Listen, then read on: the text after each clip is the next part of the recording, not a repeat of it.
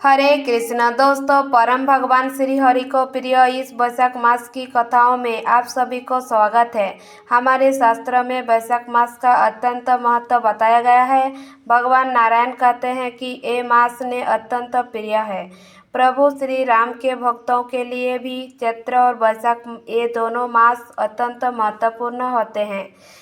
और इस पवित्र मास के अंदर इस समय हम श्रवण कर रहे हैं। इसी वैशाख मास के महत्व के वर्णन करते हुए सुंदर पौराणिक कथाओं और हमारी इसी कथा श्रीलेख को आगे बढ़ाते हुए आइए आज की कथा आरंभ करते हैं।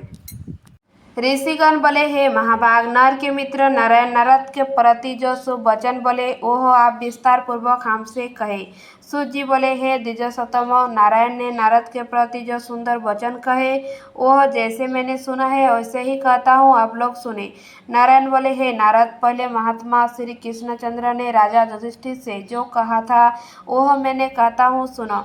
एक समय धार्मिक राजा अजातशत्रु युधिष्ठिर छल प्रिय धृतराष्ट्र के दुष्ट पुत्रों द्वारा युद्ध क्रीड़ा में हारे गए। सबके देखते देखते अग्नि में उत्पन्न हुई धर्मपरायण द्रौपदी के बालों को पकड़कर दुशासन ने खींचा और खींचने के बाद उसके वस्त्र उतरने लगा।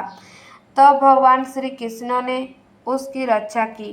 पिछले पांडव राज्य को त्याग काम्यक वन को चले गए। वहाँ अत्यंत कलेश से युक्त वे वन के फलों को खाकर जीवन बिताने लगे। जैसे जंगली हाथी के शरीर में बाल रहते हैं, इसी प्रकार पांडव के शरीर में बाल हो गए। इस प्रकार दुखित पांडवों को देखने के लिए भगवान देवकी सूत मुनियों के साथ कामयक वन में गए। उन भगवान को देखकर मृत शरीर में पुनः प्राण आ जाने की तरह युधिष्ठिर, भीमसेन, अर्जुन आदि प्रेम विह्वल होकर सहला उठे, खड़े हुए और प्रति से श्री कृष्ण के गले मिले और भगवान कृष्ण के चरण कमलों में भक्ति से नमस्कार करने लगे। द्रौपदी ने भी धीरे धीरे वहां आकर अल्सर रहित होकर भगवान को शीघ्र नमस्कार किया। उन दुखित पांडवों को मृगों के चमड़े के वस्त्रों को पहने देखे और समस्त शरीर में धूल लगी हुई, रूखा शरीर, चारों तरफ बाल बिखरे हुए द्रौपदी को भी उसी प्रकार दुर्लभ शरीर वाली और दुखों से घिरी हुई देखा। इस तरह दुखित पांडवों को देखकर वे अत्यंत दुखी हुई। भक्त सल्लभ भगवान धृतराष्ट्र के पुत्रों को जला देने की इच्छा से उन पर क्रोधित हुए।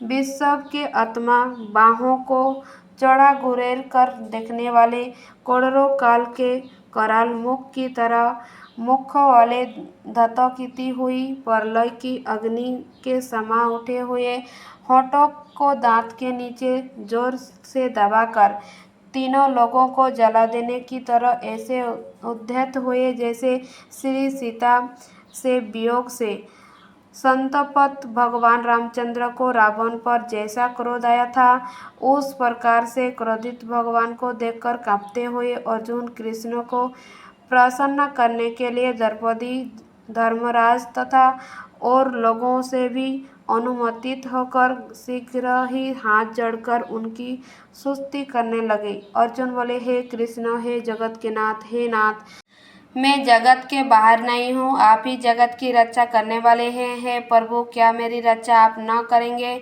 जिनके नेत्र के देखने से ही ब्रह्मा का पतन हो जाता है, उनके क्रोध करने से क्या नहीं हो सकता है? यह कौन जानता है कि क्या होगा?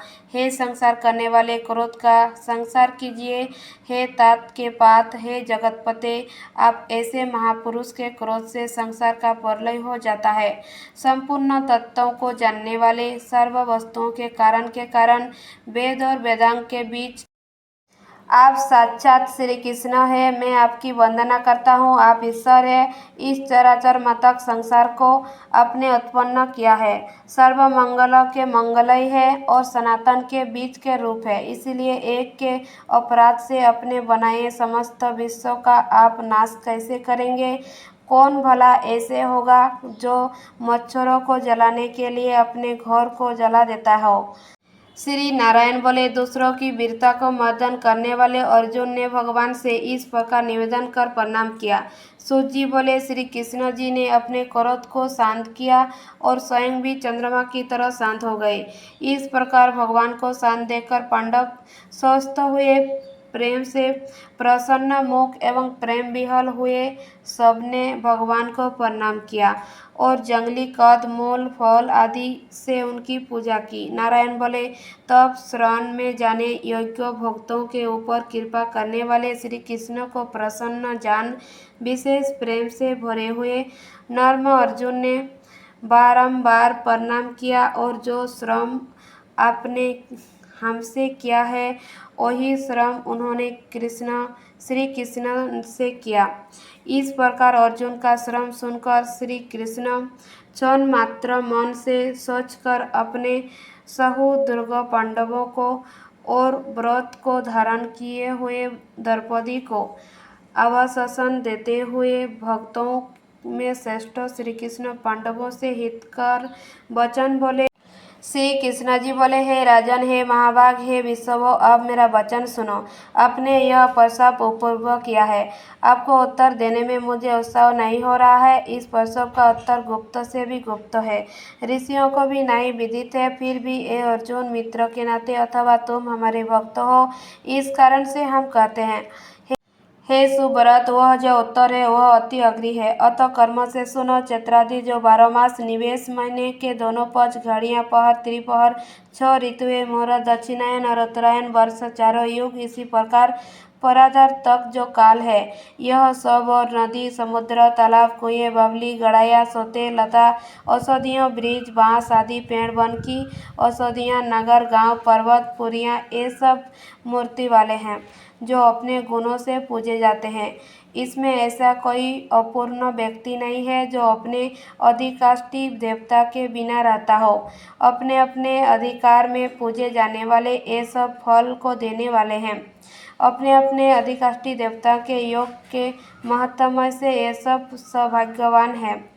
हे पांडव नंदन, एक समय अधिमास उत्पन्न हुआ। उस उत्पन्न हुए अहसास निंदित मास को सब लोग बोले कि यह मलमास सूर्य की संक्रांति से रहित है, अतः पूजने योग्य नहीं है। यह मास मलरूप होने से छूने योग्य नहीं है और शुभ कर्म से अग्रह है।